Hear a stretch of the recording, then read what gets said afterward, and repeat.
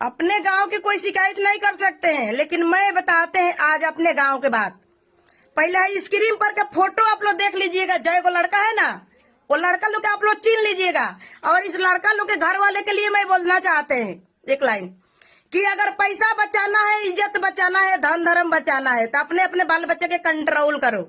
और नहीं तो कितना आप लोग के संपत्ति है और कितना पैसा है सब आपको पता चल जाएगा जब हमारे से पंगा लीजिएगा तब। ठीक है, अभी सोशल मीडिया पर बताते हैं, अभी रील में बताते हैं, रियल बाकी है।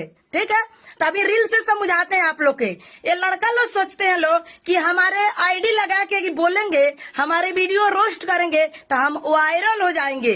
जैसे सविता मंडल वायरल हो गए हैं तो उनको हम बदनाम करेंगे तो वायरल हो जाएंगे। अरे बाबू, सोच गलत है आपको, ये दिल से सोच निकाल दो, गलत फैमिली में मत जियो। हम आईडी लगाने वाले नहीं है किसी के। तुम्हारे